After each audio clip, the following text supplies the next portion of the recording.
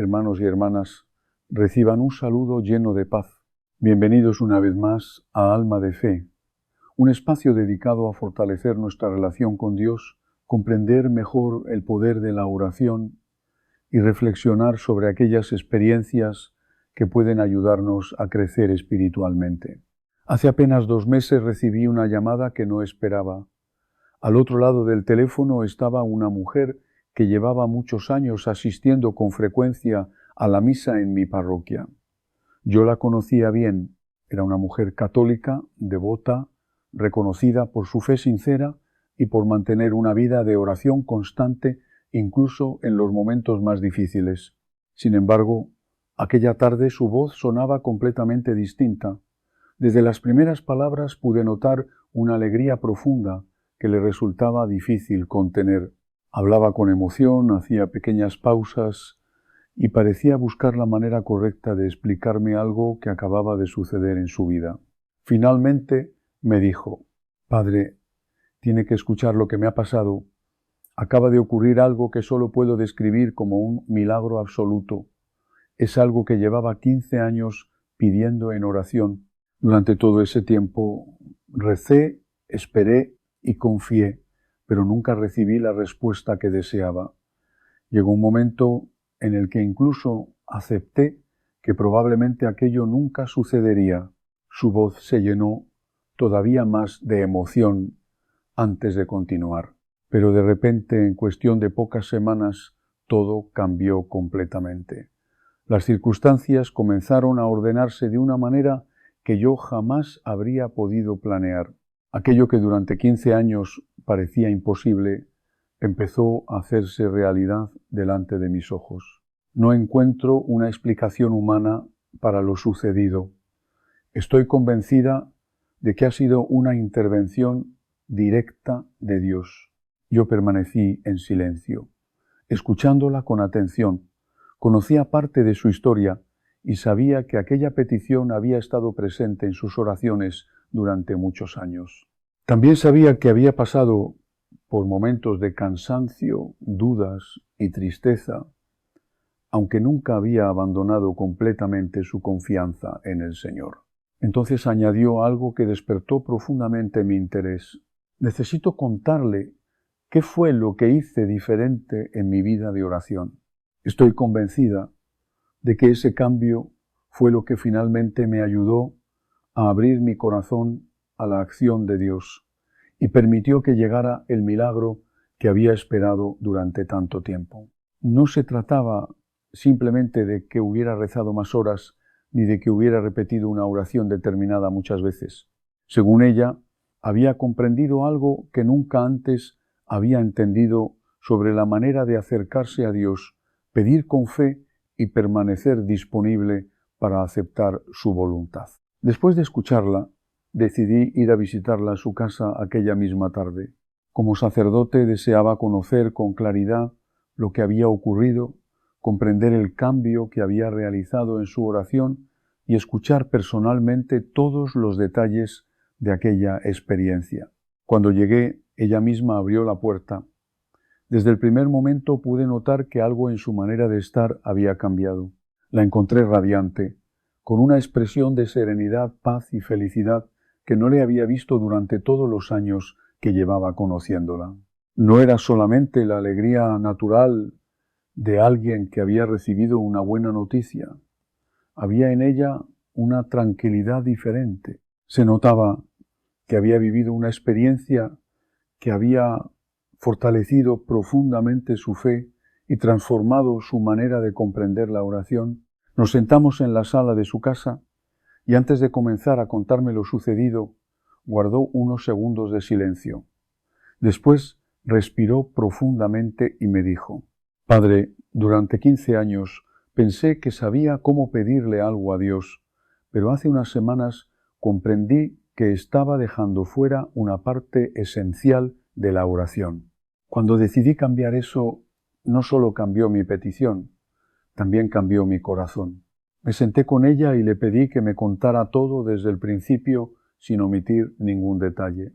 Y hermanos, lo que me reveló durante la siguiente hora me dejó profundamente conmovido porque confirmó algo que había estado estudiando en los escritos de los santos, pero que nunca había visto manifestarse tan dramáticamente en la vida de alguien que yo conocía personalmente. Esta mujer me contó que durante 15 años había estado orando fervientemente por la conversión de su esposo, que era católico nominal, bautizado de niño, pero que nunca había practicado la fe seriamente en su vida adulta. Iba a misa solo en Navidad y Pascua, porque ella lo arrastraba. Nunca se confesaba, nunca comulgaba. Se burlaba suavemente de su devoción al rosario, diciéndole que rezar repetitivamente las mismas palabras era pérdida de tiempo. Ella había rezado rosarios completos diariamente durante esos 15 años, ofreciéndolos específicamente por la conversión de su esposo.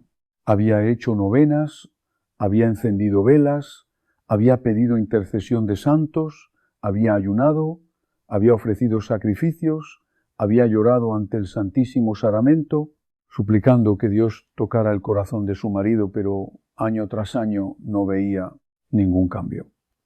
Su esposo seguía exactamente igual de indiferente hacia la fe. Hace 3 meses me dijo, cuando ya estaba al borde de la desesperanza, cuando había comenzado a aceptar que tal vez era voluntad de Dios que su esposo nunca se convirtiera profundamente. Estaba leyendo la biografía de Santa Teresita del Niño Jesús y encontró un pasaje donde la santa describía una práctica devocional específica que había aprendido de su madre. La práctica consistía en colocar el rosario en un lugar específico de la casa durante la noche con intención muy particular, acompañado de oración breve pero poderosa como forma de consagrar las horas nocturnas a la Virgen María y de invitar su protección maternal especial sobre el hogar. Santa Teresita escribía que su madre había hecho esto fielmente durante años y que la familia había experimentado protección extraordinaria y múltiples milagros de conversión, incluyendo la conversión de su padre, que había sido agnóstico antes de casarse.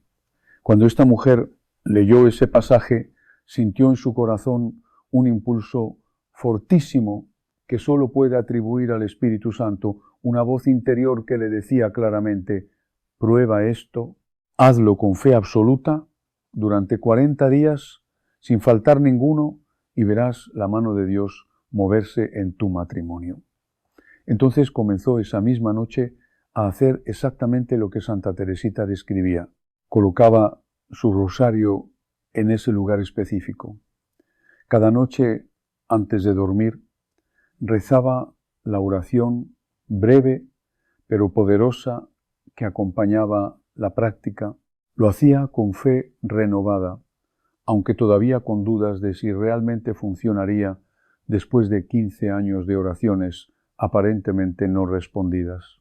Y hermanos, lo que sucedió durante las siguientes semanas fue nada menos que milagroso. En la primera semana no anotó cambios externos, pero sintió paz interior profunda que no había sentido en años. Una certeza inexplicable de que algo estaba sucediendo en el mundo espiritual, aunque todavía no fuera visible. En la segunda semana su esposo comenzó a hacer preguntas sobre su fe que nunca había hecho antes. Preguntas que mostraban curiosidad genuina, no burla. Preguntaba por qué ella creía ciertas doctrinas, qué significaban ciertos rituales, por qué la Virgen María era tan importante para ella. En la tercera semana, el esposo sorprendió a todos diciendo que quería ir a misa ese domingo, aunque no era ni Navidad ni Pascua. Fue y se quedó toda la misa atento, sin distraerse, como siempre hacía antes. Y en la cuarta semana, hermanos, el milagro completo se manifestó. El esposo vino a ella llorando, algo que ella nunca lo había visto hacer en 25 años de matrimonio, y le dijo que durante varios días había estado sintiendo algo inexplicable en su corazón, una inquietud que no lo dejaba tranquilo, un vacío que reconocía que solo Dios podía llenar, una convicción creciente de que había desperdiciado décadas ignorando lo más importante de la vida. Le preguntó si ella podría ayudarlo a encontrar un buen confesor, porque necesitaba confesarse urgentemente de toda su vida, necesitaba empezar de nuevo, necesitaba entregarle su vida a Cristo, de manera que nunca lo había hecho. Esa mujer me contó todo esto llorando de gratitud. Me dijo que su esposo había hecho confesión general de toda su vida con sacerdote experimentado, que había llorado durante más de una hora sacando décadas de basura espiritual acumulada, que había salido del confesionario transformado completamente, que desde entonces estaba yendo a misa diaria, rezando el rosario con ella todas las noches, leyendo las Escrituras, preguntando sobre la fe con hambre espiritual de converso nuevo. Me dijo que su matrimonio se había transformado, que la intimidad espiritual que ahora compartían era algo que había soñado durante 15 años, pero que nunca pensó que vería realizado.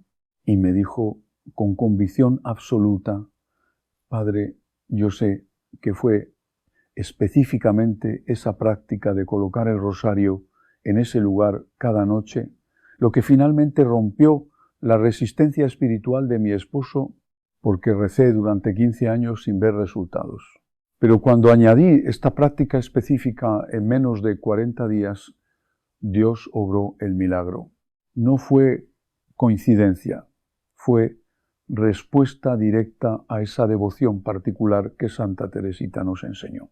Hermanos, cuando escuché este testimonio extraordinario, sentí que tenía responsabilidad pastoral de investigar más profundamente esta práctica, de verificar si realmente tenía fundamento en la tradición de la Iglesia o si era superstición piadosa, sin base real. Pasé semanas estudiando los escritos de Santa Teresita y de su familia, consultando con otros sacerdotes, especialmente con carmelitas que conocen íntimamente la espiritualidad teresiana, leyendo tratados sobre devoción mariana, y lo que descubrí me convenció de que efectivamente hay algo profundamente poderoso en esta práctica cuando se hace correctamente con fe genuina. Hoy voy a revelarles, hermanos, exactamente cuál es ese lugar específico donde deben colocar su rosario cada noche, si quieren atraer milagros sobre sus vidas y sus familias. Voy a mostrarles el fundamento bíblico y teológico de por qué este lugar tiene significado espiritual tan profundo. Voy a enseñarles exactamente cómo debe hacerse la práctica paso a paso para que sea efectiva. Voy a darles la oración específica que debe acompañar esta práctica.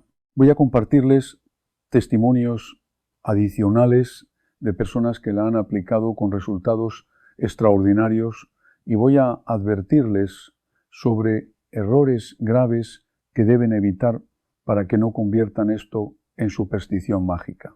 Hermanos queridos, si necesitan milagros en sus vidas, si han orado durante años sin ver respuestas, si quieren profundizar su devoción mariana de manera práctica y poderosa, les pido que se suscriban a este canal inmediatamente, porque lo que voy a revelarles puede literalmente transformar su vida de oración y abrir puertas del cielo que han estado cerradas.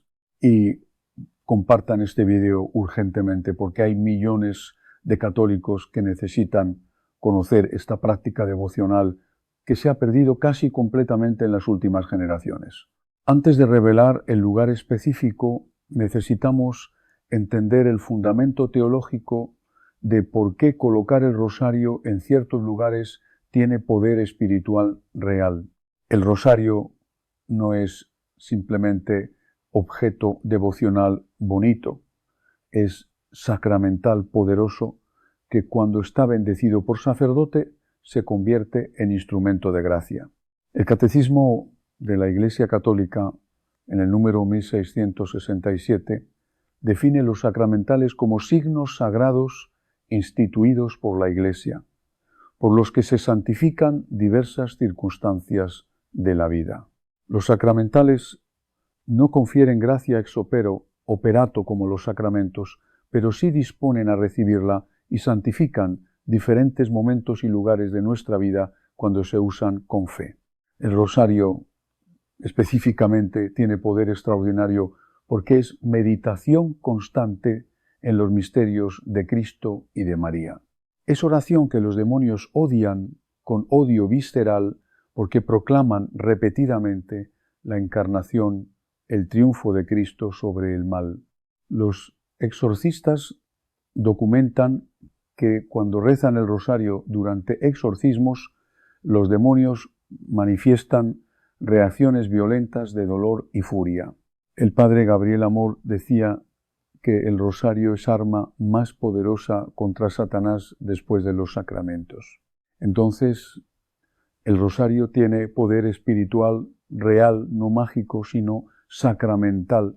Y cuando colocamos el rosario en lugares específicos de nuestras casas con intención devocional, estamos consagrando esos espacios a María. Estamos invitando su presencia maternal protectora. Estamos marcando territorio como bajo su amparo. Esto tiene fundamento bíblico en cómo los israelitas marcaban sus hogares con sangre del Cordero Pascual en los dinteles, cómo colocaban la mesá con versículos de la Torá en las puertas, cómo usaban objetos sagrados para consagrar espacios. Entonces, hermanos, colocar el rosario en lugar específico no es superstición, es práctica sacramental legítima. Y ahora el lugar específico que Santa Teresita y su madre usaban, el lugar que tiene significado espiritual más profundo para esta práctica. Hermanos, ese lugar es debajo de la almohada de su cama, específicamente debajo de la almohada del lado donde ustedes duermen antes de acostarse cada noche, y si están casados, cada cónyuge debe colocar su propio rosario debajo de su propia almohada.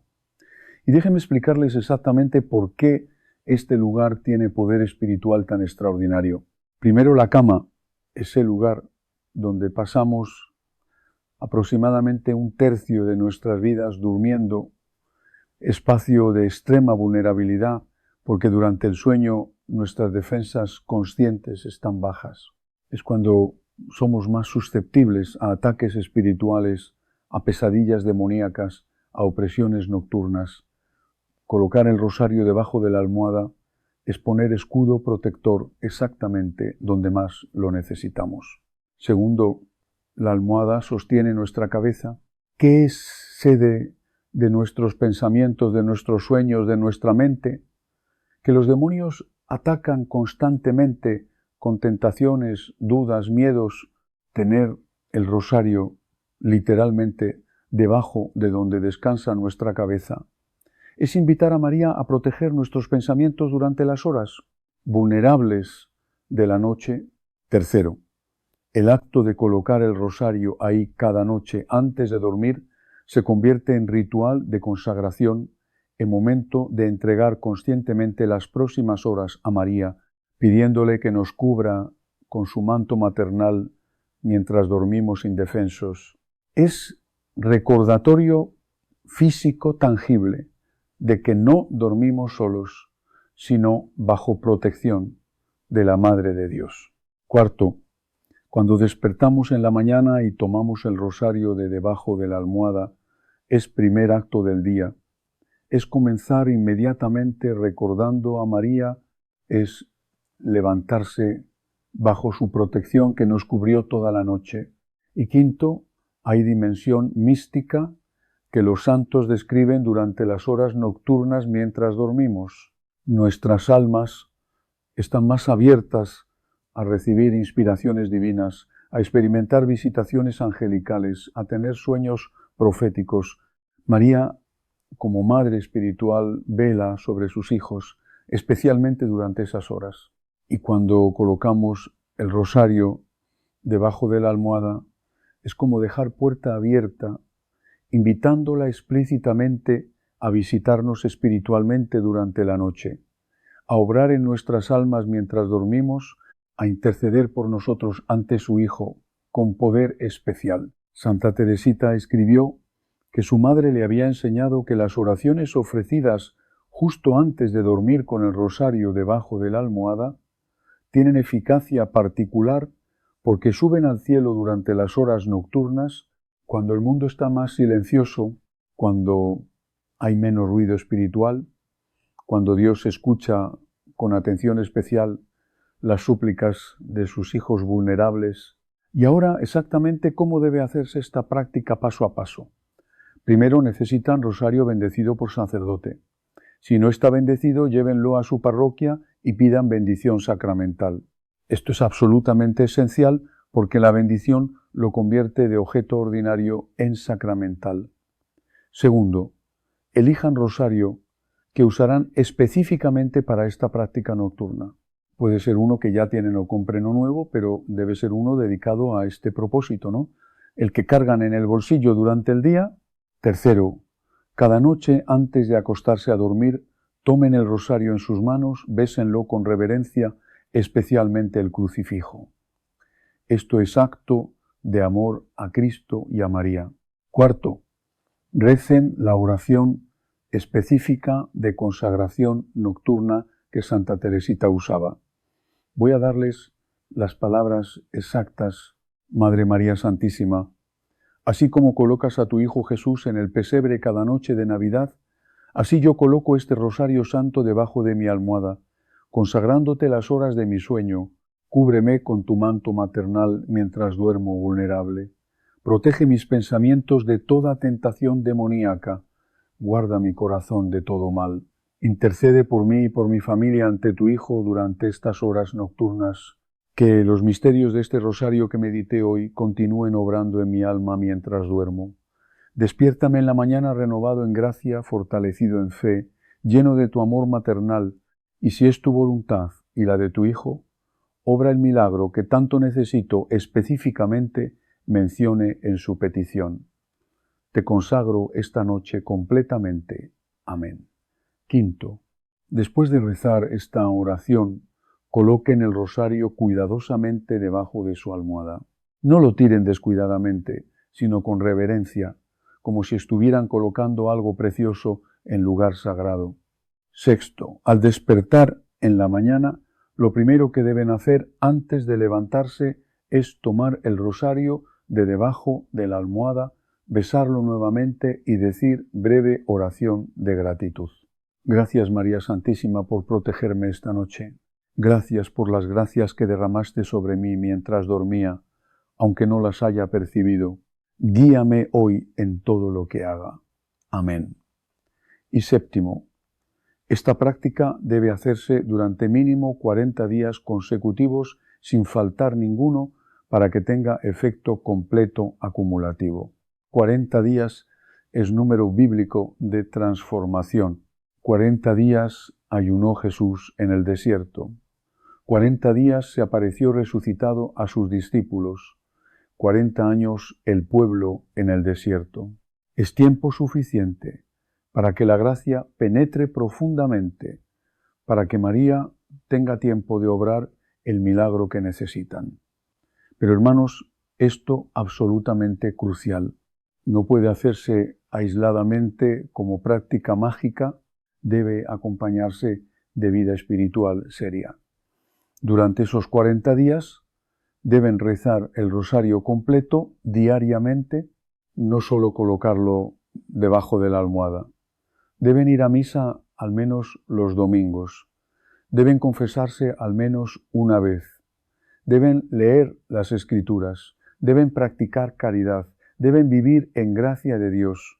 El rosario bajo la almohada sin santidad de vida es inútil. Y ahora, testimonios adicionales que he recopilado. Una mujer estéril durante 10 años, que había probado todos los tratamientos médicos sin éxito, hizo esta práctica durante 40 días pidiendo el milagro de concebir en el día 45, descubrió que estaba embarazada, ahora tiene hijo sano, un hombre adicto al alcohol durante 20 años, que había intentado dejarlo 1 veces sin lograrlo. Su esposa colocó rosario bajo su almohada sin que él lo supiera, rezando por su liberación. En 3 semanas él mismo pidió ayuda para dejar la bebida. Hizo rehabilitación exitosa. Lleva 2 años sobrio. Una familia al borde de la bancarrota con deudas enormes. Ambos cónyuges colocaron rosarios bajo sus almohadas pidiendo provisión divina. En 6 semanas recibieron oferta laboral inesperada que triplicó sus ingresos. En 6 meses habían pagado todas las deudas. Un joven con cáncer terminal que doctores dijeron tenía 3 meses de vida. Su madre colocó rosario bajo su almohada rezando por sanación.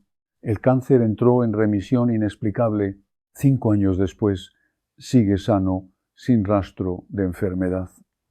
Hermanos, estos no son cuentos inventados, son testimonios verificables de personas reales, pero advertencias cruciales.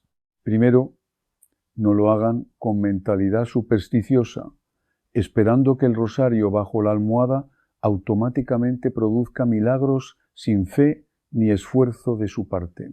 Segundo, no lo usen como sustituto de oración genuina y vida sacramental.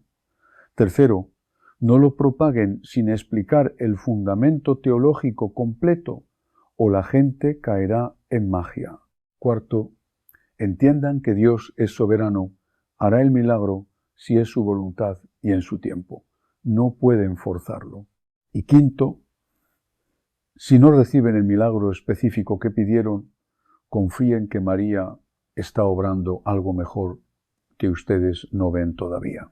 Y hermanos, prepárense porque racionalistas se burlarán diciendo que esto es superstición medieval, pero está firmemente fundamentado en doctrina católica sobre sacramentales, en espiritualidad mariana auténtica, en experiencia de santos canonizados, en resultados verificables. María es madre que cuida de sus hijos. Cuando la invitamos explícitamente a nuestras vidas mediante prácticas devocionales concretas, ella responde poderosamente. Hermanos, los invito a comenzar esta práctica hoy mismo. Consigan rosario bendecido. Comiencen esta noche a colocarlo bajo su almohada con la oración. Háganlo fielmente 40 días. Combínenlo con vida espiritual intensa y observen cómo María obra milagros. Oremos juntos. En el nombre del Padre, del Hijo y del Espíritu Santo. Amén. Madre María Santísima, te consagro mis noches, mis horas de sueño, mi vulnerabilidad nocturna. Protégeme mientras duermo. Guarda mi mente de pesadillas y tentaciones. Intercede por mis necesidades ante tu Hijo. Obra el milagro que necesito si es voluntad de Dios. Pero sobre todo, transfórmame espiritualmente. Hazme más santo. Acércame más a tu Hijo Jesús. Que esta práctica devocional no sea rutina vacía, sino encuentro real contigo cada noche. Amén. Hermanos, vayan en paz a consagrar sus noches a María. Los bendigo en el nombre del Padre, del Hijo y del Espíritu Santo. Amén. Hermanos, quiero comenzar contándoles algo que me ocurrió hace varios años en mi ministerio, algo que nunca he olvidado y que cambió para siempre la manera en que entiendo la presencia de Dios en nuestra vida cotidiana. Tenía una feligresa, una mujer de unos 60 años, viuda, devota del Rosario, que vivía sola en una pequeña casa a las afueras del pueblo. Un día vino a verme con los ojos llorosos y me dijo: «Padre, creo que me estoy volviendo loca». Le pregunté por qué, y ella me respondió: «Desde que murió mi esposo, cada mañana, justo cuando termino de rezar, aparece una paloma en el alfizar de mi ventana. Solo cuando rezo, nunca en otro momento, siempre en ese momento. Y me mira, Padre, me mira de una manera que no puedo explicar. Yo le sonreí, la tomé de las manos y le dije, hija, ¿no estás loca? Está siendo visitada. Hermanos, lo que les voy a compartir hoy en esta plática no es fantasía, no es superstición, no es cuento de viejas ni folclore popular, es doctrina, es Biblia, es tradición de la Santa Iglesia Católica, Apostólica y Romana, confirmada por los santos padres, por los doctores de la Iglesia, por siglos y siglos de experiencia pastoral y espiritual. Lo que les voy a decir hoy es algo que la mayoría de los sacerdotes no tiene tiempo de explicar en una homilía de 20 minutos, porque requiere profundidad, requiere tiempo, requiere que nos sentemos juntos, como lo estamos haciendo ahora, hermanos, para hablar de las cosas del cielo con la seriedad que merecen. Hay 3 animales que aparecen en circunstancias muy específicas cuando un ángel del Señor está cerca de ti. Y digo cerca de ti porque quiero que entiendan desde ahora que los ángeles no son seres lejanos, no son adornos del cielo, no son figuras decorativas para poner en un altar o en una estampita, son mensajeros de Dios, son guerreros espirituales, son guardianes asignados por el Padre Celestial a cada alma que ha sido bautizada en el nombre de la Santísima Trinidad. El Catecismo de la Iglesia Católica, en el número 336, nos enseña con claridad meridiana que desde la infancia hasta la muerte, la vida humana está rodeada de la guarda y de la intercesión de los ángeles. Esto no es opinión mía, esto es el magisterio de la Iglesia, esto es lo que creemos como católicos, esto es parte de nuestra fe. Pero antes de que continuemos, hermano, si este mensaje ya está tocando tu corazón, si algo dentro de ti te dice que necesitabas escuchar esto hoy, te pido por favor que hagas algo muy sencillo. Suscríbete a este canal y activa la campanita de notificaciones. Sé que parece algo pequeño, algo mundano, pero escúchame bien, hay miles de almas, miles de hermanos nuestros en la fe que están confundidos, que están buscando orientación espiritual, que están jugando con cosas peligrosas porque nadie les ha enseñado la verdad y tú, hermano, hermana, puedes ser instrumento de Dios en este momento.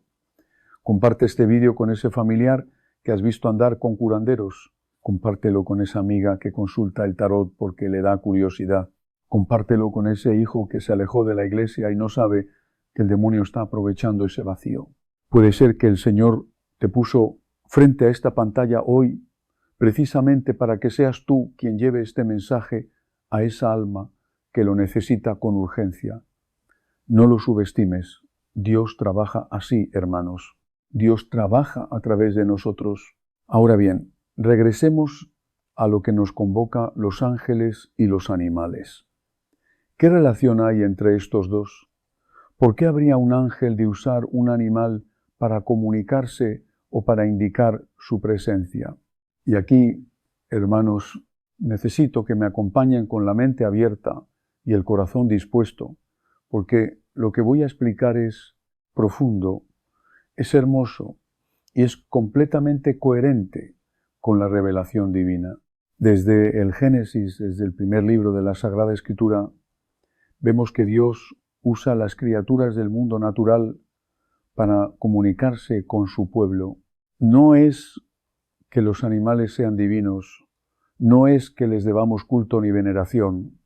Eso sería paganismo, eso sería idolatría, eso sería algo completamente contrario a la fe católica y yo sería el primero en advertirles contra ello.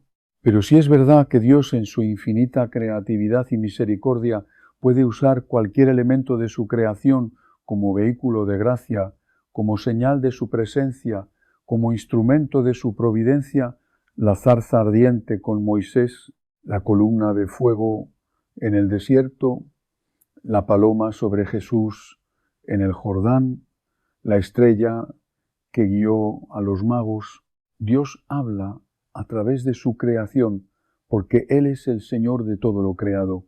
San Francisco de Asís, ese gran santo de la Iglesia, ese hombre que vivió el Evangelio con una radicalidad que todavía no se estremece, llamaba a todos los animales hermanos y hermanas, precisamente porque entendía que todo lo creado pertenece al Señor y puede ser reflejo de su gloria.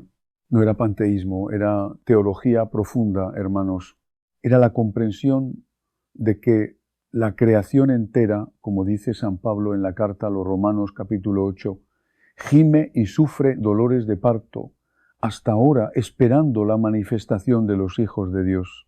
Toda la creación está orientada hacia Dios. Toda la creación puede, en circunstancias especiales, ser usada por Dios para sus propósitos sobrenaturales. Y los ángeles, hermanos, los ángeles son los mensajeros de Dios por excelencia. La palabra ángel viene del griego angelos, que significa precisamente mensajero. Son seres puramente espirituales, dotados de inteligencia y voluntad, que sirven a Dios y que tienen misiones específicas en relación con los seres humanos. En la Biblia aparecen mencionados cientos de veces. No son una idea marginal, no son un adorno teológico, son una realidad de nuestra fe. Y la Iglesia nos enseña que cada uno de nosotros tiene un ángel custodio, un ángel guardián asignado por Dios desde el momento de nuestro bautismo. Y algunos teólogos dicen que desde el momento de nuestra concepción, para acompañarnos, protegernos, interceder por nosotros e iluminar nuestras almas con la luz divina. Ahora bien, ¿cómo reconocer cuando ese ángel está particularmente activo en nuestra vida? ¿Cómo saber cuando su presencia es especialmente intensa? Esto es lo que millones de católicos se preguntan, hermanos. Y esto es lo que la Iglesia, a través de su tradición, de los escritos de los santos, de siglos, de experiencia mística confirmada, nos ha enseñado. Y una de las señales, no la única, pero sí una de las más frecuentes y más documentadas, es la aparición de ciertos animales en momentos muy específicos, en circunstancias que van más allá de la coincidencia, en contextos que llevan la marca de lo sobrenatural. El primer animal del que necesito hablarles es la paloma. Y sé, hermanos, que algunos van a pensar, Padre, las palomas están en todas partes. Las veo en el parque, en los techos, en la plaza. ¿Cómo voy a distinguir una paloma ordinaria de una paloma que lleva un mensaje angélico? Y esa es exactamente la pregunta correcta y la respuesta está en el contexto, en el momento, en las circunstancias. No es cualquier paloma, no es en cualquier momento. Hay algo en el encuentro que el alma reconoce. Si es que el alma está en sintonía con Dios, la paloma en la Sagrada Escritura es símbolo del Espíritu Santo. San Lucas, en el capítulo 3 de su Evangelio, nos dice que cuando Jesús fue bautizado por Juan en el Jordán, el Espíritu Santo descendió sobre él en forma corporal como una paloma. No es accidental, hermanos, no es una imagen poética elegida al azar por el evangelista. El Espíritu Santo eligió esa forma porque la paloma en la tradición bíblica es símbolo de pureza, de paz, de presencia divina. Recordemos también a Noé en el Génesis. Cuando las aguas del diluvio comenzaron a retroceder, fue una paloma la que regresó con una rama de olivo, señal de que la ira de Dios había cesado y comenzaba una nueva alianza. La paloma es mensajera de paz, es heraldo de la reconciliación entre Dios y el hombre. Los santos padres, especialmente San Agustín y San Ambrosio, desarrollaron ampliamente este simbolismo. Para la Iglesia primitiva la paloma era signo de la presencia del Espíritu Santo y por extensión de los ángeles, que son sus instrumentos. Y en la historia de los santos hay incontables testimonios de palomas que aparecieron en momentos cruciales. Se cuenta de Santa Escolástica, hermana de San Benito, que cuando falleció San Benito vio su alma subir al cielo en forma de paloma. Se cuenta de múltiples santos que durante momentos de intensa oración o de grave peligro, una paloma apareció y con su presencia trajo calma, certeza, paz sobrenatural. ¿Qué significa cuando una paloma aparece en tu vida de manera inusual?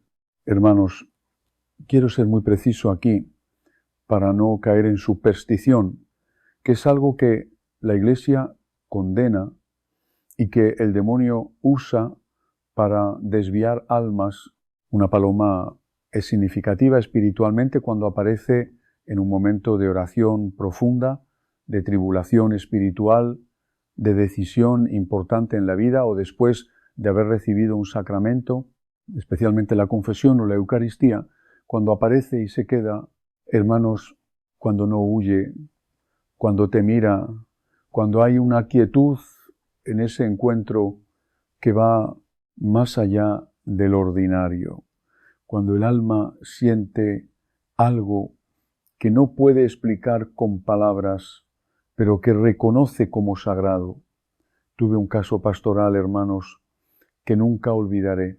Un hombre de 57 años, católico de nombre, pero alejado de los sacramentos por décadas, vino a buscarme porque su esposa estaba enferma de gravedad. El hombre no había confesado en 30 años, había caído en toda clase de vicios, en la infidelidad, en el alcohol, estaba destrozado por dentro. Lo preparé, lo escuché en confesión durante más de 2 horas, fue una confesión de toda su vida. Cuando terminamos, cuando le di la absolución y él estaba de rodillas llorando, como no había llorado desde niño, una paloma se posó en el vitral de la sacristía. No había palomas en ese barrio, la ventana estaba cerrada. La paloma simplemente estaba ahí y permaneció ahí durante varios minutos mientras el hombre terminaba su acto de contrición. Cuando se levantó y la vio, no dijo nada. Se limitó a hacer la señal de la cruz. Yo hice lo mismo. Fue ese ángel guardián, aquel hombre que venía a celebrar la reconciliación de esa alma con Dios. No lo sé con certeza. La Iglesia me pide prudencia en estas afirmaciones, pero sí puedo decirles que en 40 años de ministerio sacerdotal he visto demasiadas coincidencias como para seguir llamándolas coincidencias. Ahora bien, hermanos, quiero hacer una advertencia muy importante antes de continuar, porque soy sacerdote y tengo obligación de custodiar sus almas de los errores. Hay personas, especialmente en el mundo de la nueva era, del movimiento New Age, que toman los símbolos de los animales y los convierten en objeto de práctica esotérica, de adivinación, de lo que ellos llaman totemismo o animismo. Hermanos, eso es paganismo. Eso es completamente contrario a la fe católica. Eso abre puertas al demonio. El Catecismo en el número 2116 es clarísimo. Todas las formas de adivinación son gravemente contrarias a la ley de Dios. Eso incluye consultar animales como si fueran oráculos, buscar en ellos mensajes del universo, considerar que tienes un animal espiritual que te guía. Eso no es católico, eso es nueva era, eso es ocultismo disfrazado de espiritualidad. Lo que yo les estoy enseñando es radicalmente diferente. Yo no les estoy diciendo que busquen señales en los animales ni que los conviertan en objeto de devoción.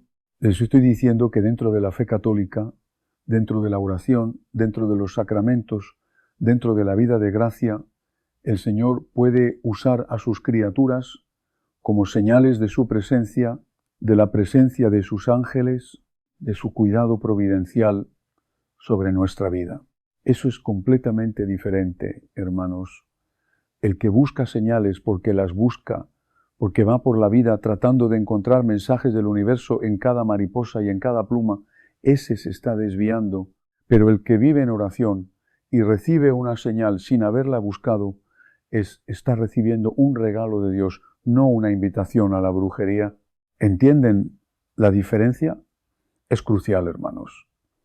Es absolutamente crucial porque el demonio es inteligente. El demonio toma las cosas sagradas y las perturba, las mezcla con lo oscuro, las convierte en trampas para almas. ¿Y cuántas veces he visto esto en mi ministerio? ¿Cuántas almas bien intencionadas que empezaron a buscar señales en la naturaleza, a consultar libros de numerología o de significado de animales, a creer que el universo les hablaba a través de los sueños y las coincidencias y terminaron en prácticas ocultistas, en la santería, en la brujería, creyendo que todo era espiritualidad cuando en realidad se habían metido en la oscuridad más profunda? El demonio nunca muestra su verdadero rostro al principio, hermanos. Nunca. Siempre se disfraza. Como dice San Pablo en la segunda carta a los Corintios, capítulo 11, el mismo Satanás se disfraza de ángel de luz. Por eso necesitan doctrina, por eso necesitan a la Iglesia, por eso necesitan a un sacerdote que les explique la diferencia. El segundo animal que aparece cuando un ángel está cerca es la mariposa. Y este es quizás el más profundo de los tres en cuanto a su simbolismo en la tradición espiritual cristiana. Hermanos, desde los primeros siglos del cristianismo, desde las catacumbas de Roma, donde los primeros mártires se reunían para celebrar la Eucaristía en secreto, mientras el Imperio Romano los perseguía, la mariposa fue usada como símbolo de la resurrección, de la transformación del alma, de la vida eterna. Las paredes de esas catacumbas están decoradas con mariposas, hermanos, no porque los primeros cristianos fueran poetas o artistas sentimentales, sino porque entendían teológicamente lo que la mariposa representa. Pensemos un momento. Una oruga que se encierra en un capullo, que pasa por una oscuridad total que parece morir y que de esa muerte aparente emerge transformada en una criatura de increíble belleza que ya no arrastra, sino que vuela. ¿No es eso exactamente lo que nos promete el Evangelio? ¿No es eso exactamente la Pascua? Muerto y resucitado, enterrado y glorificado, gusano que se convierte en gloria, el alma que muere al pecado en el bautismo y resucita a la vida de la gracia, el cuerpo que muere en la tumba y que resucitará glorificado en el último día. Como nos enseña el credo que rezamos en cada misa, creo en la resurrección de la carne, creo en la vida eterna. La mariposa es credo hecho criatura visible. Los ángeles, hermanos, son particularmente asociados con la presencia de mariposas en momentos de duelo, en momentos de transición espiritual, en momentos en que el alma está pasando por una transformación profunda. ¿Cuántas personas me han contado que después del funeral de un ser querido, mientras lloraban junto a la tumba o en la capilla, una mariposa apareció y se posó cerca de ellos?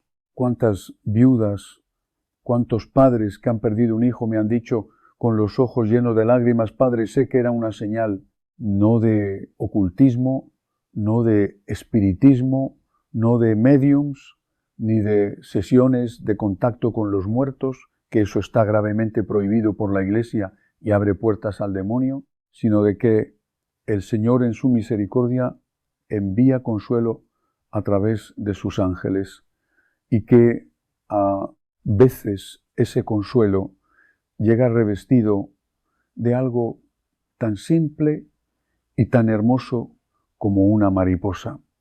Quiero ser muy claro aquí, hermanos, porque hay una confusión enorme en este tema. Cuando alguien pierde a un ser querido y aparece una mariposa, eso no significa que el alma del difunto se ha convertido en mariposa. Eso sería creencia pagana, sería reencarnación, sería paganismo puro. Las almas de los difuntos no se convierten en animales. Las almas de los difuntos que mueren en gracia de Dios van al purgatorio o al cielo. Las que mueren en pecado mortal, sin arrepentimiento, van al infierno. Y eso, hermanos, es una verdad de fe que no podemos suavizar ni disimular por comodidad o por no herir sentimientos. El infierno existe. Jesús mismo habló del infierno más que ningún otro personaje de la Biblia. Negar el infierno no es compasión, es mentira. Lo que sí puede pasar es que el ángel custodio del difunto o el ángel que Dios envía para consolar a los vivos se manifieste a través de la presencia de una mariposa.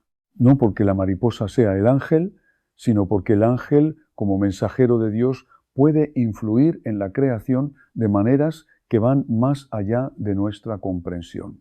Y el resultado, hermanos, cuando es de Dios, siempre es paz, siempre es consuelo, nunca es miedo, nunca es turbación, nunca es curiosidad morbosa, ni deseo de comunicarse con los muertos. Si alguien ve una mariposa y eso lo lleva a querer comunicarse con el espíritu del difunto, a buscar un medium, a asistir a una sesión espiritista, eso no viene de Dios, eso viene del demonio que está usando algo bueno para llevarlos a algo malo. Cuando es de Dios, la señal lleva al alma a la oración, a la misa, al rosario, a la confesión, a dar gracias al Señor, a renovar la fe en la vida eterna. Ese es el criterio de discernimiento que nos enseña la Iglesia. Hermanos, siempre pregunten, ¿a dónde me lleva esto? ¿Me acerca a Dios o me aleja de Él? Tengo que contarles un caso que me marcó profundamente. Una señora de 72 años, madre de 8 hijos, había perdido a su esposo después de 50 años de matrimonio.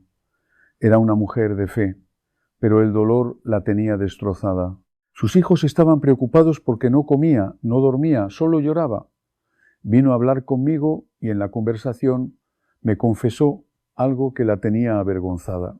Me dijo que una vecina le había ofrecido llevarla a ver a una señora que podía comunicarla con el espíritu de su esposo, que podían hablar con él a través de una sesión, que así ella tendría paz. Y la pobre señora estaba considerándolo, hermanos, estaba tan desesperada en su dolor que estaba dispuesta a meterse en eso. Le expliqué con caridad pero con firmeza lo que es el espiritismo. Le expliqué que eso que llama la comunicación con los muertos no es comunicación con los muertos.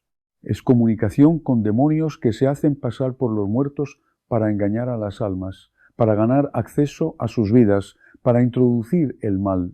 Le cité el capítulo 18 del Deuteronomio, donde el Señor dice claramente que nadie practique adivinación, nadie consulte a los muertos, porque todo eso es abominación ante el Señor.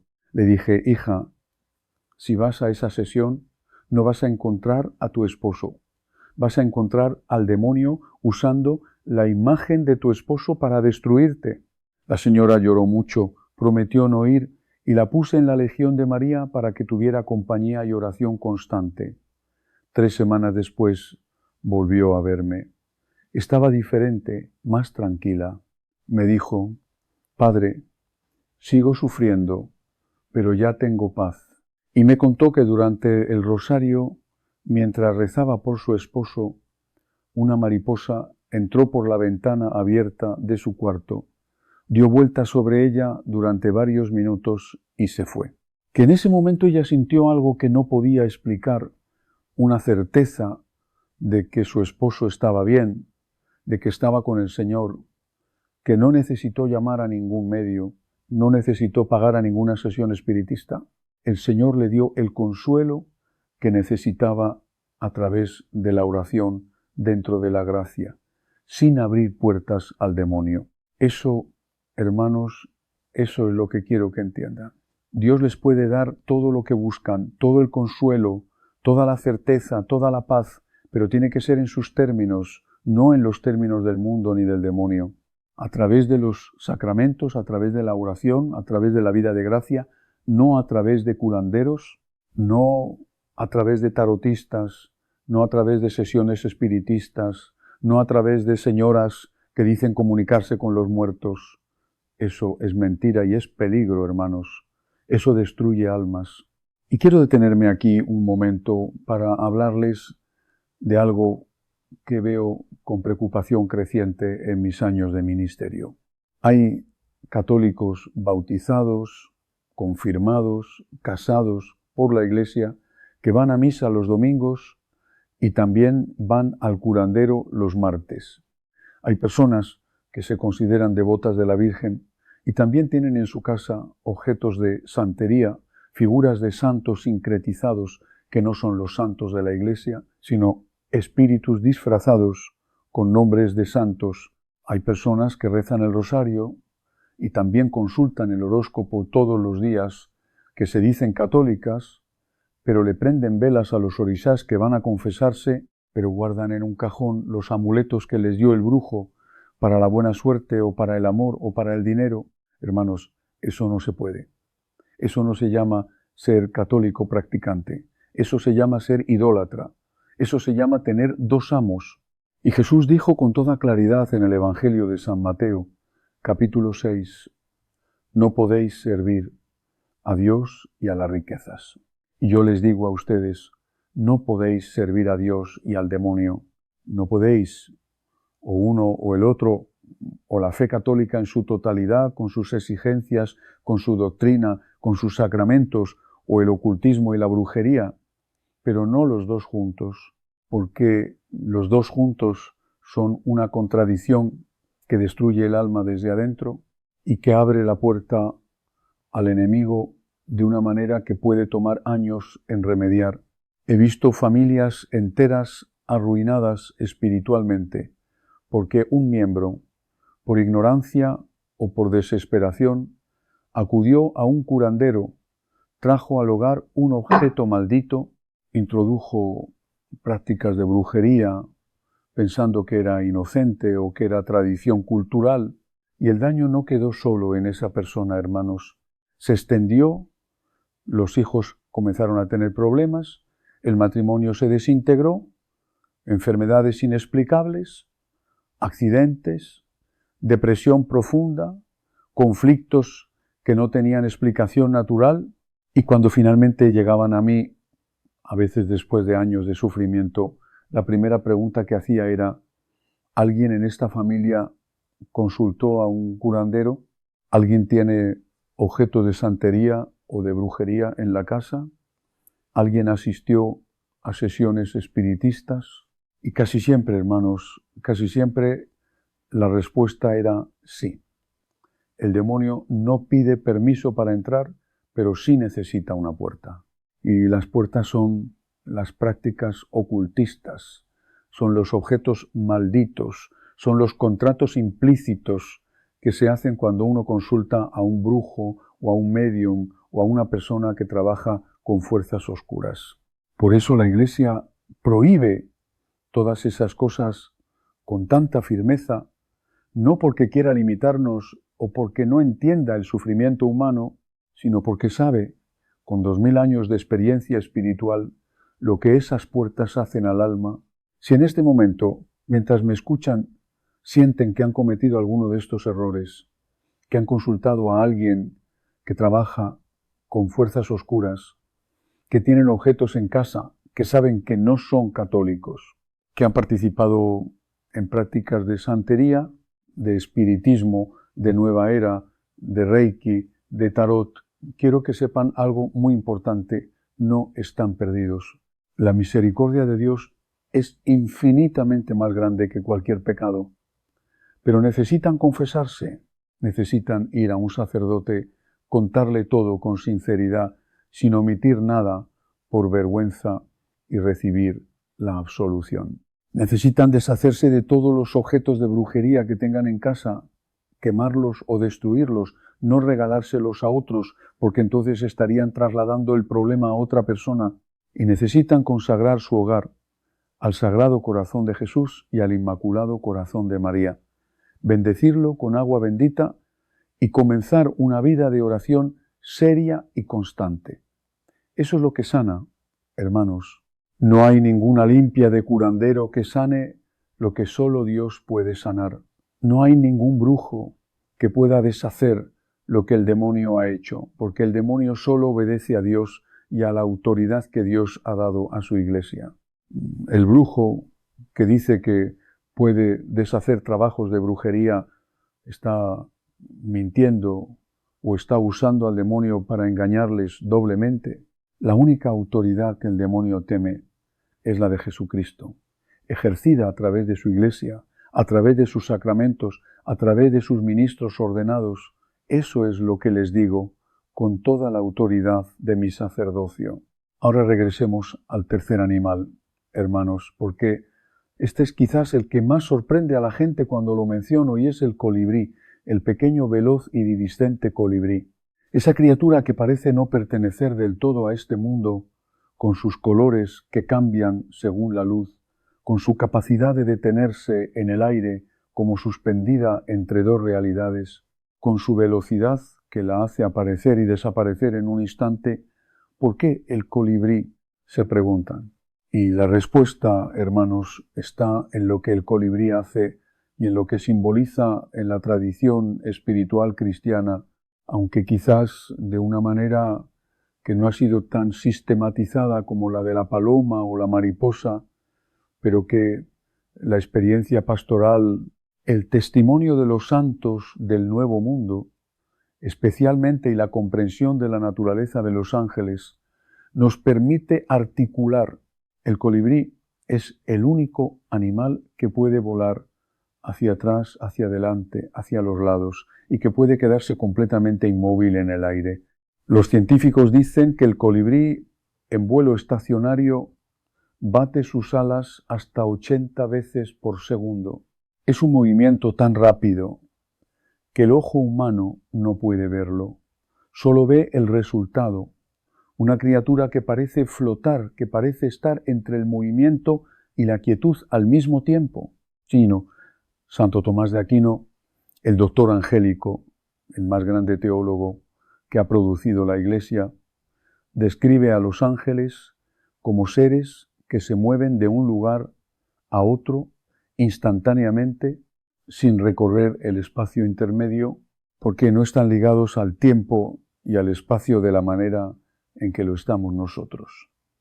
Los ángeles no viajan de un punto a otro como nosotros viajamos, simplemente están aquí y luego están allá. ¿No les recuerda eso al colibrí? A esa criatura que aparece de repente, que existe en una velocidad que el ojo humano casi no puede registrar, que parece estar en dos lugares al mismo tiempo, que tiene esa calidad de presencia que es casi sobrenatural. No digo que el colibrí sea un ángel, hermanos, digo que la manera en que existe en este mundo, la manera en que se mueve y aparece y desaparece, lo hace una criatura especialmente adecuada para que los ángeles se manifiesten a través de ella en momentos específicos. Y la experiencia pastoral confirma esto.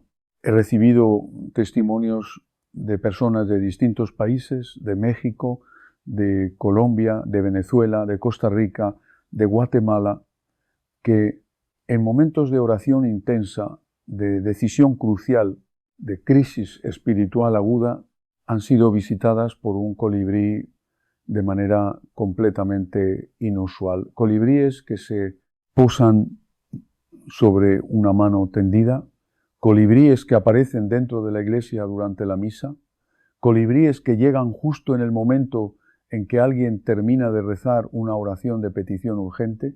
Y en todos esos testimonios hay un elemento común, hermanos, la paz sobrenatural que sobrepasa todo entendimiento, como dice San Pablo en la carta a los Filipenses, capítulo 4, esa paz que solo Dios puede dar. Quiero contarles algo que ocurrió durante un retiro espiritual que yo mismo dirigí hace algunos años. Habíamos llegado al momento de la adoración eucarística. El Santísimo Sacramento estaba expuesto en el ostensorio y los retirantes estaban en silencio profundo, muchos de ellos llorando, muchos de ellos en ese estado de vulnerabilidad y apertura que produce la presencia real de Jesús en la Eucaristía. De repente, de la nada, un colibrí entró por una ventana que alguien había dejado entreabierta. Voló directamente hacia el altar, se quedó suspendido frente al ostensorio durante lo que parecía un tiempo eterno, pero que probablemente fue solo unos segundos, y luego salió por donde entró.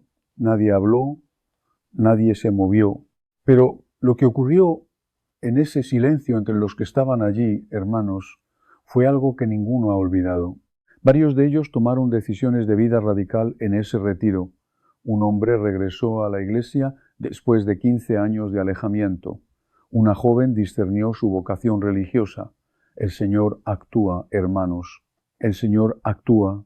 Ahora bien, ¿qué deben hacer ustedes con toda esta información que les he compartido? Porque sería irresponsable de mi parte darles este conocimiento sin darles también el marco correcto para usarlo. La manera correcta de relacionarse con estas realidades, sin caer ni en el escepticismo materialista que niega la presencia de lo sobrenatural, ni en el exceso credulista que busca señales en todo y termina en superstición o en ocultismo. Lo primero que deben hacer, hermanos, es vivir en gracia de Dios. Eso es lo más importante, eso es lo fundamental. Si no están en gracia de Dios, si tienen pecados mortales sin confesar, si están en situaciones de pecado habitual, la presencia de los ángeles en su vida está comprometida. No porque Dios retire su protección de ustedes, sino porque el pecado crea una oscuridad en el alma que dificulta percibir la luz sobrenatural. La gracia es el terreno en el que florece la experiencia de los ángeles. Sin gracia, sin vida sacramental, sin conversión sincera, todo lo que les he contado hoy se queda en anécdota interesante, pero sin aplicación real en su vida. ¿Cuándo fue la última vez que se confesaron, hermanos? Se los pregunto con el corazón de un padre, no para juzgarlos. ¿Cuándo fue? Si llevan meses sin confesarse, si llevan años, si tienen pecados que nunca han llevado al confesionario porque les da vergüenza o porque piensan que son demasiado graves, quiero decirles hoy, con toda la autoridad del sacerdocio, que el confesionario es el lugar de mayor misericordia que existe en esta tierra. No hay pecado tan grave, no hay historia tan oscura, no hay caída tan profunda que Dios no pueda perdonar en el sacramento de la reconciliación. Ninguna. El único requisito es el arrepentimiento sincero y la voluntad de no volver a pecar. Eso es todo. El resto lo hace Dios. Lo segundo que deben hacer es orar. Orar de verdad, no de manera mecánica. Orar con el corazón. Y la oración más poderosa que existe en el arsenal espiritual de la Iglesia después de la misa y los sacramentos es el Santo Rosario. El Rosario, hermanos, no es una devoción opcional para los muy piadosos. Es un arma de guerra espiritual. La misma Virgen María, que no necesita que yo la defienda porque ella se defiende sola, pero que sí necesita que yo la presente a sus hijos con la seriedad que merece. La misma Virgen María apareció en Fátima en 1917 y dijo exactamente esto: recen el rosario todos los días, hermanos, no cuando tengan tiempo, todos los días, porque la guerra espiritual no toma descansos. ¿Saben por qué el demonio odia tanto el rosario? Porque en cada misterio del rosario meditamos la vida de Jesucristo, porque la oración del Ave María es la que más aterra al enemigo, porque la intercesión de la Virgen María es tan poderosa que los demonios mismos lo han confesado durante exorcismos. He participado en exorcismos, hermanos, en mi ministerio como sacerdote, y puedo decirles que el nombre de María dicho con fe provoca una reacción en los espíritus malignos que no tiene comparación. Ellos temen a la Virgen de una manera que ni siquiera temen a los sacerdotes, porque ella es la nueva Eva, la que aplasta la cabeza de la serpiente, como dice el Génesis capítulo 3, la mujer revestida de sol, del Apocalipsis capítulo 12, la que el demonio sabe que fue elegida por Dios desde antes de la fundación del mundo, para ser su peor pesadilla. Recen el rosario, hermanos. Si no saben cómo rezarlo, apréndanlo. Si ya lo rezan, récenlo mejor, con más atención, con más devoción, meditando los misterios con el corazón. Entréguenle a la Virgen cada día sus temores, sus tentaciones, sus familias, su hogar, su trabajo. Ella los cubrirá con su manto. Y donde está la Virgen, allí están también sus ángeles, los ángeles que la acompañan y que ella envía como madre a sus hijos que la llaman.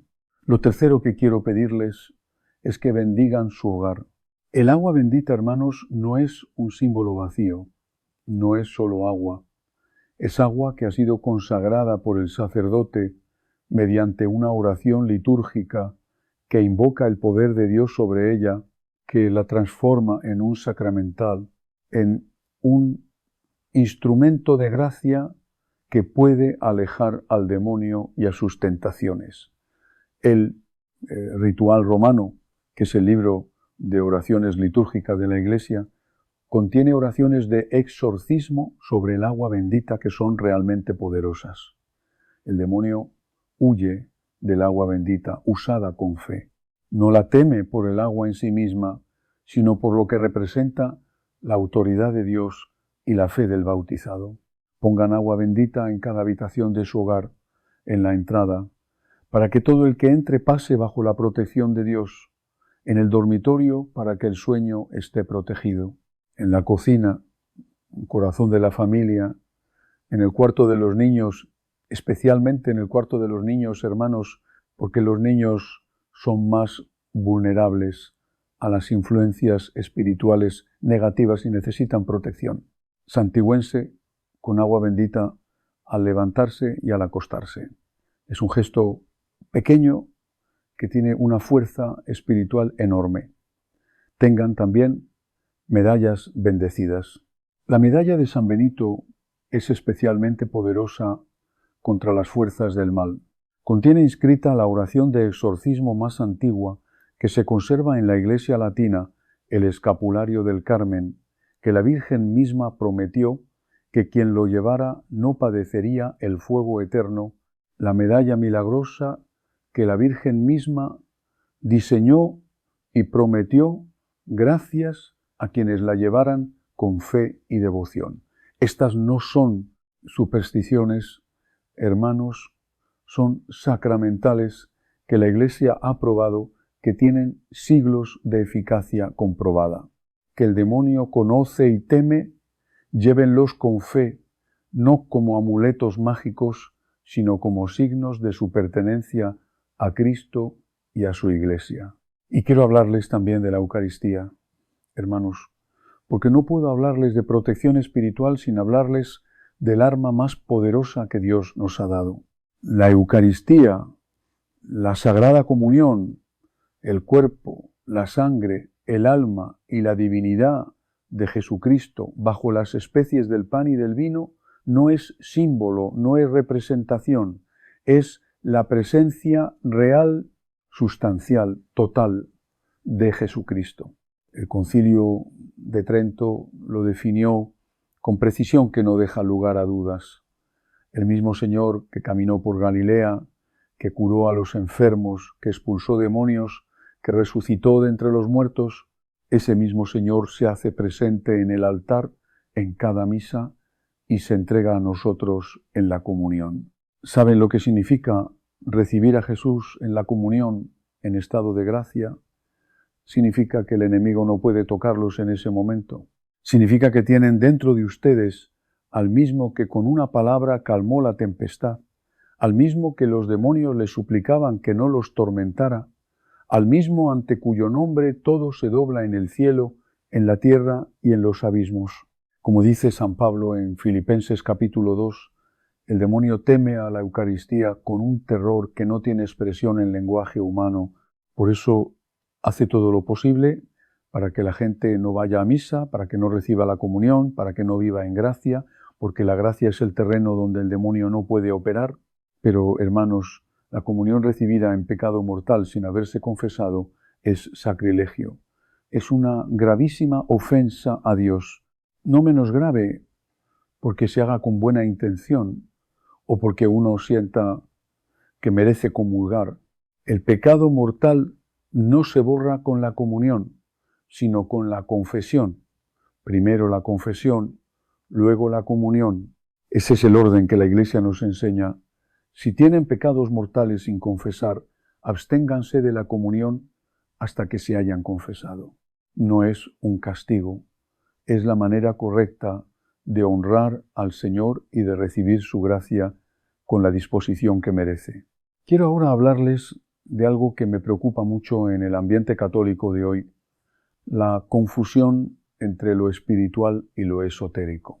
Vivimos en un tiempo en que las redes sociales están llenas de contenido que mezcla la fe católica con prácticas de nueva era, con yoga, con reiki, con cristaloterapia, con alineación de chakras, con lunarios, con rituales de luna llena, con cosas que sus creadores presentan como espiritualidad alternativa, como complemento a la fe, como algo inofensivo que no tiene nada de malo.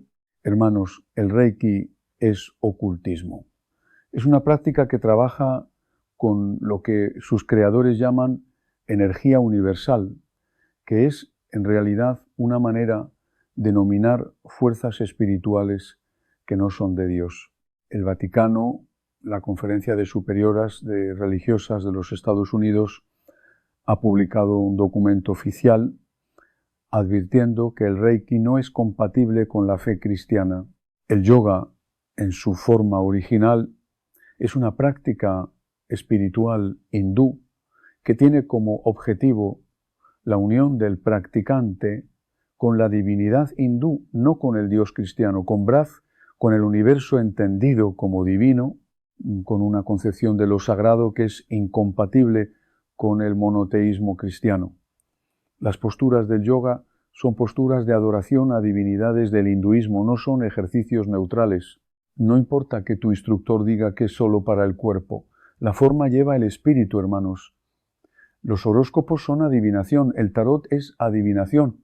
Las cartas, el péndulo, la bola de cristal, la lectura de la mano, todo eso es adivinación.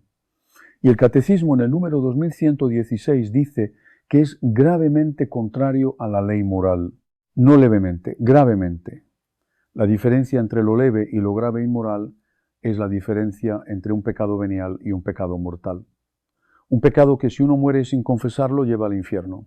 Así de serio es esto, hermanos. Y los curanderos, las limpias, los amarres, los trabajos, cuántas personas de buena fe, desesperadas por un problema de salud, por una relación rota, por una situación económica difícil, van a ver a un curandero pensando que es tradición, que es cultura, que es algo que sus abuelos hacían y por lo tanto debe ser bueno. Hermanos, los curanderos que trabajan con fuerzas sobrenaturales, que hacen limpias con huevo y con plantas, que hacen amarres para atraer al ser amado, que hacen trabajos para el dinero o para el trabajo, están trabajando con el demonio, no con Dios, con el demonio. Y cuando uno contrata sus servicios implícitamente, está haciendo un contrato espiritual con el demonio y ese contrato tiene consecuencias. Consecuencias reales, espirituales, que se pueden manifestar en la vida de quien lo contrató y en la vida de su familia. He visto familias que acudieron al curandero para solucionar un problema y terminaron con 5 problemas más. He visto personas que llevaron su ropa a la bruja para un amarre y terminaron sufriendo ellas mismas consecuencias terribles. He visto casos que comenzaron con algo aparentemente inocente, una limpia de huevo para la envidia, y que derivaron en situaciones de opresión demoníaca que requirieron meses de trabajo espiritual serio para resolverse. El demonio no hace favores. El demonio cobra y cobra caro. Y en este momento, mientras me escuchan, sienten que han cometido alguno de estos errores, que han ido al curandero, que han tenido en su casa objetos de brujería, que han participado en prácticas de nueva era. Quiero que sepan que la misericordia de Dios es más grande, pero necesitan actuar. La misericordia no opera en el vacío, hermanos, opera en el arrepentimiento, en la conversión, en la acción concreta. Vayan a confesarse, hablen con un sacerdote de confianza, desháganse de los objetos, consagren su hogar, empiecen a vivir en gracia. Ese es el camino. Y ahora quiero hablarles de algo hermoso. Quiero hablarles de lo que ocurre cuando uno vive en gracia de Dios, cuando uno se acerca a los sacramentos, cuando uno ora de verdad, cuando uno tiene la protección de la Virgen y de los santos ángeles. Lo que ocurre es que la vida se transforma. No quiero decir que todos los problemas desaparecen, porque Dios no prometió eso. Prometió estar con nosotros en los problemas, no eliminar los problemas, pero hay una paz, una fortaleza interior, una capacidad de enfrentar las pruebas que el alma que vive en gracia tiene y que el mundo no puede dar ni entender. Los ángeles, hermanos, cuando el alma está en gracia, son extraordinariamente activos, no porque antes no existieran o no estuvieran, sino porque la gracia crea las condiciones para que su acción sea más perceptible, más eficaz, más plenamente recibida por el alma, como la luz del sol que siempre está ahí, pero que una ventana limpia deja pasar mejor que una ventana sucia. El pecado ensucia la ventana del alma, la gracia la limpia. Y cuando la ventana está limpia, hermanos, la luz del cielo entra diferente. Por eso les cuento estas historias de palomas y mariposas y colibríes, no para que busquen señales, sino para que entiendan que cuando estén en gracia de Dios, cuando estén en oración sincera, cuando el Señor tenga libre acceso a su alma, cosas hermosas ocurren. La creación misma se convierte en un recordatorio de que no están solos, de que hay un cielo, de que hay ángeles que los cuidan, de que hay un Dios que los ama con un amor que no tiene medida y que no cesa nunca. ¿Se imaginan vivir así, hermanos? ¿Se imaginan levantarse cada mañana sabiendo que tienen un ángel guardián que los ha cuidado durante la noche? ¿Que tienen a la Virgen María intercediendo por ustedes ante el trono de Dios? ¿Que tienen a Jesús que los espera en la Eucaristía para darse a ustedes completamente, para llenarlos con su gracia, para ser de ustedes hombres y mujeres nuevos? Esa es la vida cristiana plena, hermanos, y está al alcance de todos. No es para los perfectos ni para los muy santos, es para los pecadores que se arrepienten, para los que caen y se levantan, para los que tienen miedo pero dan el paso, para los que están cansados del pecado y quieren comenzar de nuevo. Nunca es demasiado tarde. Ese es el mensaje del Evangelio. Nunca es demasiado tarde. El buen ladrón se convirtió en la cruz en el último instante y Jesús le prometió el paraíso. Si ese hombre que había vivido robando, que merecía la muerte que estaba sufriendo, pudo escuchar de los labios del Señor: «Hoy estarás conmigo en el paraíso», ninguno de nosotros puede decir que es demasiado tarde para convertirse. Ninguno. Pero el hoy es importante, hermanos. Ese ladrón se convirtió hoy. No dijo mañana lo pienso, no dijo cuando termine esta cruz voy a ver. Se convirtió en ese momento con los clavos en las manos mirando a Jesús. Y Jesús lo recibió. Hoy es el día, hermanos. Este momento, mientras escuchan estas palabras, puede ser el momento en que algo cambie en su alma. No lo desperdicien, no digan después. El después es la trampa favorita del demonio. Hay personas que dicen después toda su vida y nunca llega el momento.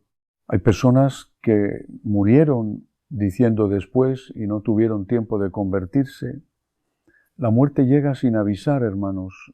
Es la única certeza que tenemos en esta vida, que un día moriremos Y ese día tendremos que dar cuenta a Dios de nuestra vida, de lo que hicimos con la gracia que recibimos, de las oportunidades de conversión que tuvimos y que aprovechamos o que dejamos pasar. Quiero en este momento invitarlos a hacer algo concreto. Los que en este momento sienten en su corazón que necesitan confesarse, que han estado alejados de los sacramentos, que hay en su vida algo que necesita cambiar, que hay una práctica ocultista de la que necesitan liberarse, quiero pedirles que hagan ahora mismo en su corazón una petición a su ángel guardián, una petición sencilla desde el alma. Ángel de mi guarda, mi dulce compañía, no me desampares ni de noche ni de día. Acompáñame ante el confesionario. Dame la valentía para dar el paso. Ayúdame a encontrar al sacerdote que Dios tiene preparado para escucharme. Esa oración, hermanos, esa oración tan sencilla que nos enseñaron de niños y que quizás muchos hemos olvidado, tiene un poder que no imaginamos. El ángel guardián es el primer intercesor después de la Virgen María. Está asignado a nuestra alma por decreto divino y no puede abandonarla a menos que nosotros lo rechacemos definitivamente, eligiendo el pecado. Invóquenlo, hablen con él, díganle: ángel mío, necesito ayuda, ayúdame a volver a Dios. Él actuará.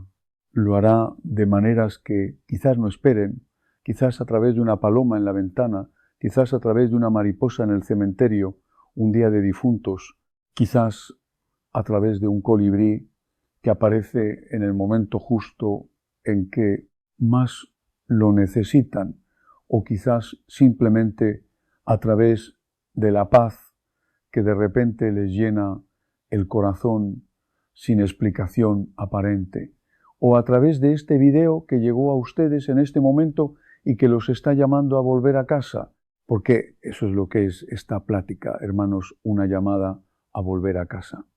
El Padre bueno está en la puerta, no con el ceño fruncido ni con el brazo levantado para castigar, con los brazos abiertos, como el padre del hijo pródigo que vio al hijo venir de lejos cuando todavía estaba lejos y corrió hacia él. Dios corre hacia ustedes, hermanos. Solo necesitan dar el primer paso. Solo necesitan levantarse de donde están, de cualquier situación en la que estén y decir: Padre, pequé. Eso es todo. Lo demás lo hace Él.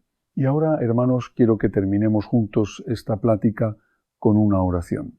Quiero que, si pueden, se pongan de pie o al menos se incorporen, que pongan la mano derecha sobre el corazón y que repitan conmigo desde lo más profundo de su alma las palabras que voy a decir.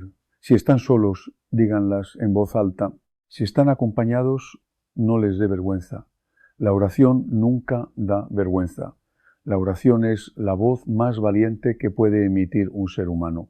Señor Jesús, estoy ante ti con mis pecados, con mis miedos, con mis errores, con todo lo que he hecho mal y con todo lo que he dejado de hacer bien. Me arrepiento, Señor, de corazón. Me arrepiento de haberme alejado de ti, de haber buscado en otros lugares lo que solo tú puedes dar. Perdóname. Límpiame con tu sangre preciosa. Señor, devuélveme plenamente la gracia que recibí en el bautismo. Cierra todas las puertas que yo haya abierto al enemigo por ignorancia, debilidad o pecado. Que el poder de tu cruz permanezca sobre mi vida, sobre mi hogar y sobre cada miembro de mi familia. Purifica mi corazón, fortalece mi fe y ayúdame a caminar nuevamente por el camino que conduce hacia ti. Ángel de mi guarda, ángel que el Señor ha puesto a mi lado desde el inicio de mi vida, te pido que me acompañes en este camino de conversión. Protégeme en los momentos de debilidad. Ayúdame a reconocer aquello que me aleja de Dios y guíame para tomar decisiones que estén de acuerdo con su voluntad.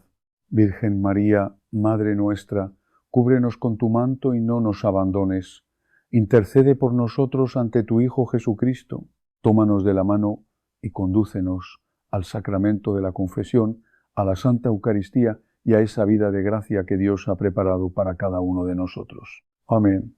Hermanos y hermanas, Que el Señor los bendiga a ustedes, a sus familias y a todas las personas que llevan en el corazón.